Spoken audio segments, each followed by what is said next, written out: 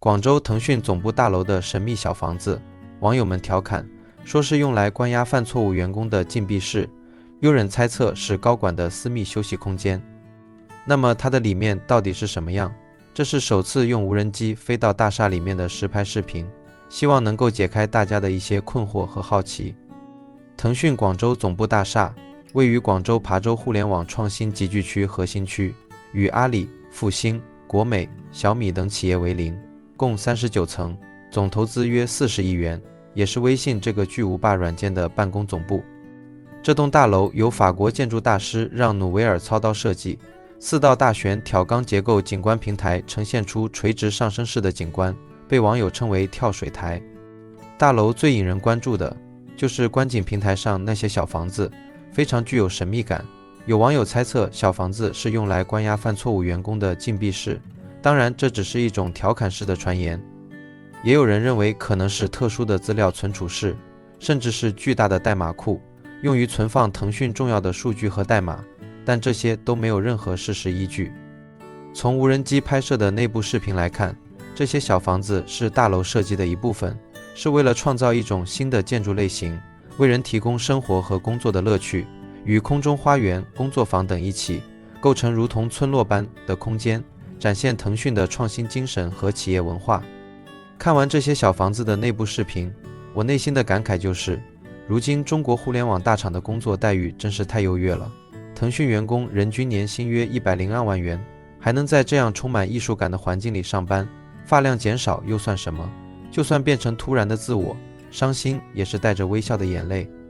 广州腾讯总部大厦所在的广州核心 CBD 区域，每当夜幕降临，珠江新城璀璨的灯光秀照亮天际线，广州塔小蛮腰以霓虹勾勒出珠江的曲线，这座城市的繁华似乎从未褪色。然而，关于广州即将退出一线城市的讨论却在舆论场持续发酵。2022年重庆 GDP 首超广州的新闻，犹如投入平静湖面的石子，激起了人们对城市竞争格局的重新审视。这座自秦汉时期便以海上丝绸之路起点闻名的商贸之都，是否真的会在新时代的城市竞赛中掉队？答案远比简单的 GDP 数字更值得深入探究。首先，我们来谈谈一线城市这个概念。一线城市的定义从来都不是静态的数学公式。上世纪90年代，国务院首次提出的5个计划单列示中，广州与深圳尚未进入核心视野。2000年后，当房地产市场化浪潮席卷全国，北京、上海、广州率先形成北上广铁三角。2013年，深圳 GDP 超越广州，催生出北上广深的新格局。这个演变过程本身就在不断打破既有的城市层级认知。全球城市研究网络 GWC 的评估体系显示，广州在2020年仍保持 Alpha 级别，与旧金山、芝加哥同属世界一线城市行列。这个评估不仅考量经济总量，更注重金融、法律、会计等生产性服务业的全球链接能力。广州在航空运输，白云机场2022年旅客吞吐量全国第一，会展经济，广交会年成交额超1000亿美元等领域的优势，构筑起难以替代的全球枢纽地位。广州是中国重要的中心城市之一，在经济、文化、科技等方面都具有重要地位。尽管近年来广州面临着一些挑战，但要说广州快要退出一线城市行列，这种说法恐怕很值得商榷。以下我从多个方面进行分析。第一，经济层面。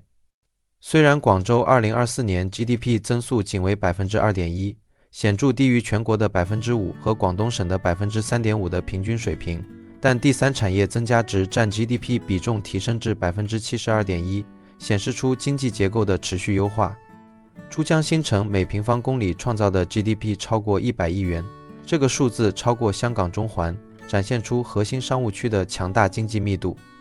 天河 CBD 聚集着120家世界500强企业，这个数量级仍然保持着对杭州钱江新城76家的领先优势。广州的退2进3战略曾因过于激进导致制造业空心化，但自2022年提出制造业立誓后，工业占比已从 22.4% 回升至 24.1%， 新能源汽车、生物医药等先进制造业产值增速超 15%。这种主动减速换挡，实际上是为高质量发展蓄力，未来具备更大和更高速的发展空间。在外贸方面，尽管2025年前2个月出口下降 4.3%， 但跨境电商进出口额逆势增长 40%， 南沙自贸区成为全国最大的汽车跨境出口枢纽，南沙港集装箱全球前10，白云机场1年吞吐量达 1.2 亿人次。广交会线下展位一位难求，外商到会人数创10年新高，印证广州仍是全球贸易的核心节点。第二，人口结构的年轻化。广州常住人口平均年龄 35.8 岁，比深圳 33.9 岁略高，但远低于上海 38.8 岁。2023年新增户籍人口 21.7 万，其中超6成为95后，显示其对年轻人口的持续吸引力。广州常住人口的增量排名前列，这表明广州依然具有强大的人口虹吸能力。高等教育资源的集聚效应。广州拥有83所高校，160万在校大学生，每万人高校在校生数量全国第一。中山大学、华南理工等高校在人工智能、新材料等领域的研究实力位居全球前 1%， 为城市创新提供智力引擎。广州的广聚英才计划将落户门槛降至大专学历，2023年新增高层次人才 1.2 万人，海归人才创业项目同比增长 43%。琶洲试验区集聚了3000名算法工程师，密度堪比硅谷。第三，文化软实力。广州是千年商都，有着悠久的历史和丰富的文化遗产，是岭南文化的重要发祥地。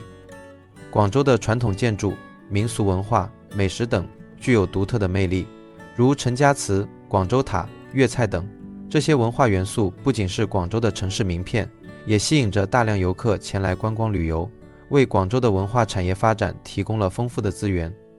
广交会年成交额超1000亿美元，占全国外贸总额的 4.5%。2023年，广州举办超500场国际会议，数量仅次于北京、上海。国际会议协会 EK 排名全球第15位。广州城市国际传播指数报告显示，广州在海外社交媒体的曝光量居全国第3，美食、花市等标签成为国际认知的重要符号，城市国际影响力稳居全球前20。广州的文化产业也在不断发展壮大，在影视、音乐、动漫、游戏等领域都有一定的实力。2023年，广州游戏市场实际销售收入1058亿元，营收增长约 8.6%， 游戏产业营收约占全国的 35%。一个城市的游戏产业占全国比重超过1/3，足见广州在游戏产业方面的实力是非常突出的。2024年，广州游戏产业总营收约 1406.67 亿元，营收增幅约 10.5%。在2024年中国小游戏100强企业榜单中，广州有28家企业上榜，上榜数量位居全国第一。第四，科技创新。琶洲试验区集聚了腾讯、阿里、唯品会等50家互联网巨头，数字经济增加值占 GDP 比重达 42.3%， 跨境电商进口额连续8年全国第一，数字经济的广州模式已现雏形。广州在科研方面投入较大，拥有多所知名高校和科研机构，如中山大学、华南理工大学等。这些高校和科研机构为广州的科技创新提供了强大的智力支持。广州智能网联汽车产业集群产值突破1万亿，小鹏、广汽埃安等车企占据国内新能源市场不错的份额。生物医药产业集聚5000家企业，冷泉生态系统、人类细胞谱系等国家重大科技基础设施落户广州，生物岛实验室在疫苗研发中贡献突出，广州已成为大湾区原始创新的核心策源地。第五，区位优势。交通网络的能级跃升。白云机场2023年旅客吞吐量全国第一，国际航线恢复率超 90%。根据中国民用航空局发布的2024年全国民用运输机场生产统计公报，广州白云机场的旅客吞吐量为 7636.48 万人次，仅次于上海浦东机场的 7678.7 万人次。南沙港集装箱吞吐量超2000万标箱，汽车吞吐量居全国首位。空铁联运枢纽的加速建设，巩固了广州的国际门户地位。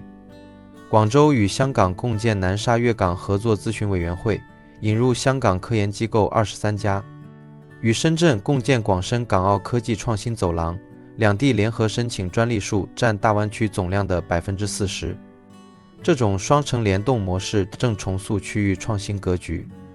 现在广大网友讨论广州是否跌出一线城市，主要是把后面两个追赶者杭州和重庆拿出来对比。我们首先来说重庆，虽然重庆的 GDP 总量确实超越了广州，但是2024年广州和重庆的人均 GDP 分别为 16.16 万元和 9.41 万元，广州的人均 GDP 大幅度高于重庆。广州2024年外贸进出口总值11238亿元，也远远高于重庆的7154亿元。产业结构上，广州第三产业更成熟发达。2022年广州第三产业增加值为20611.4亿元，重庆为15423.12亿元。广州在现代商贸、会展等领域发展出色，服务业占比较高，经济稳定性和可持续性更强。而重庆当前处于大规模工业化阶段，工业增长对 GDP 贡献大，产业结构相对单一。最后，广州在对外开放程度、跨国企业培育、人才吸引力等方面具有优势，在全球城市排名中持续上升，国际影响力更大。另外一个强劲的竞争对手就是杭州。最近杭州风头正劲，但冷静客观地讲，杭州想要挑战广州的位置并不容易。广州和杭州相比，在以下方面具有领先优势。第一，经济实力与产业结构，广州2024年 GDP 高于杭州，且是中国重要的工业基地，汽车、电子、化工等产业规模大，基础雄厚，产业占比达 60%， 工业总量稳居全国前列。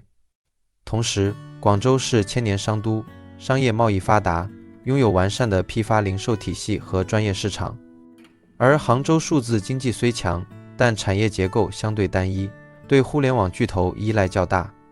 第二，交通枢纽地位，广州是华南地区的交通枢纽，白云国际机场是中国3大航空枢纽之一，航线丰富，可直达全球多个城市。广州在铁路领域极为发达，它是华南地区最大铁路枢纽，衔接众多干线，形成双人字形格局，拥有广州站、广州南站等多个大型车站，其中广州南站是中国最繁忙高铁站之一，客运能力强大。广州港是世界著名的港口，货物吞吐量和集装箱吞吐量位居前列，在对外贸易和物流运输方面作用显著。第三，城市综合影响力，广州是国家中心城市，在政治、文化、教育等方面具有重要地位，拥有众多高校和科研机构，教育资源丰富。作为历史文化名城，广州有着深厚的文化底蕴和独特的岭南文化，如广绣、粤剧等。同时，广州在国际交流与合作方面更为活跃，举办过众多国际会议、展览和赛事，国际知名度和影响力较高。珠江潮涌处，机遇与诗意共生，当粤港澳大湾区的晨光穿透伶仃洋的薄雾，千年商都的脉搏从未停歇。广州这座浸润着岭南烟雨的城市，也许正在经历低潮，但千年底蕴中蕴藏着坚韧的力量。再给广州10年，你会发现更强的广州仍然屹立潮头。